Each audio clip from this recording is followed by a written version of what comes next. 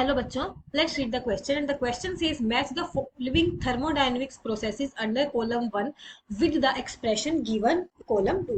तो हमें column 1 में कुछ thermodynamic processes given है और हमें उनके लिए expression से उन्हें मैच करना है जो कि हमें column 2 में given है। तो चलिए सबसे पहले हम इस question के लिए की concept देख लेते हैं। तो की कंसेप्ट में हमें कुछ थर्मोडायनेमिकल प्रोसेसेस के बारे में पता होना चाहिए, जैसे कि फॉर एग्जांपल हमें अगर गिवन है कि कन्वर्जन ऑफ स्टेट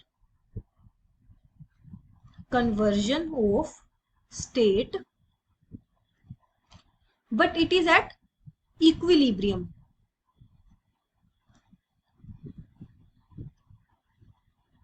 तो इसके लिए जो डेल्टा जी की वैल्यू होती है change in free energy that is 0।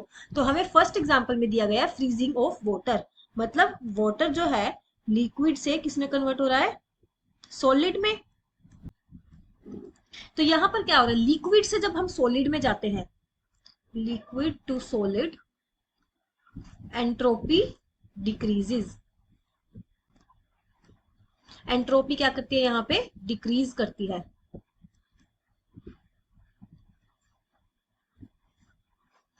तो यहाँ पे हमें गिवन था कि ये जो प्रोसेस हो रही है ये एक टेम्परेचर 0 डिग्री सेल्सियस पे हो रही है और 1 एटमोस्फेयर प्रेशर पे हो रही है। इसका मतलब इसके लिए डेल्टा जी क्या हो जाएगा, 0।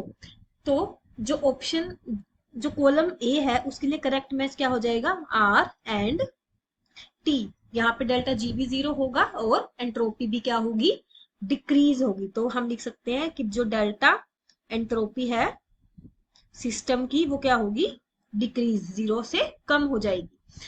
तो चलिए हमारे पास नेक्स्ट क्या गिवन है, expansion of 1 mole of ideal gas into vacuum under isolated condition. तो we must know that under isolated conditions दे दिया गया है, इसका मतलब फ्री एक्सपेंशन ऑफ गैस हो रहा है, फ्री एक्सपेंशन ऑफ गैस। तो फ्री एक्सपेंशन ऑफ गैस होता है जब भी, तो इसका मतलब आइसोलेटेड कंडीशन है, तो यहाँ पे क्या हो गया, क्यों क्या होगा, 0, ना ही हीट अंदर जाएगी ना ही हीट बाहर जाएगी क्योंकि आइसोलेटेड कंडीशन है। अब फ्री एक्सपेंशन के लिए वर्क डन की वैल्यू भी क्या होती है, 0। वर्क डन की वैल्यू 0 होगी, क्यू की वैल्यू भी 0 होगी, तो डेल्टा यू जो हमारी इंटरनल एनर्जी है उसकी भी वैल्यू क्या हो जाएगी, 0, क्योंकि delta is equal to Q plus W होता है तो वो तो 0 ही है। तो हम क्या लिख सकते हैं, बी के जो करेक्ट मैच है वो क्या आ जाएंगे, P Q and S. So next में हमें गिवन है कि दो गैसेस को हम मिक्स कर रहे हैं एट कांस्टेंट टेम्परेचर, मतलब टेम्परेचर क्या है, कांस्टेंट है। टेम्परेचर कांस्टेंट का मतलब यहाँ पे क्यू की वैल्यू क्या हो जाएगी, 0, ना ही हीट अंदर जाएगी ना ही हीट बाहर जाएगी। नेक्स्ट हमें गिवन है प्रेशर भी कांस्टेंट है और आइसोलेटेड कंटेनर है, आइसोलेटेड कंटेनर है तो यहाँ पे वर्क डन भी क्या हो जाएगा, 0 है, और जो डेल्टा यू की वैल्यू है वो भी क्या हो जाएगी, 0। तो सी ऑप्शन के लिए जो करेक्ट मैच है वो क्या हो जाएगा, P Q and S. It is similar to option B. Next हमें जो गिवन है that is reversible heating of H2 gas की क्या हो रही है, रिवर्सिबल हीटिंग। रिवर्सिबल वर्ड जहां पे भी आ जाएगा मतलब क्या है, इक्विलिब्रियम।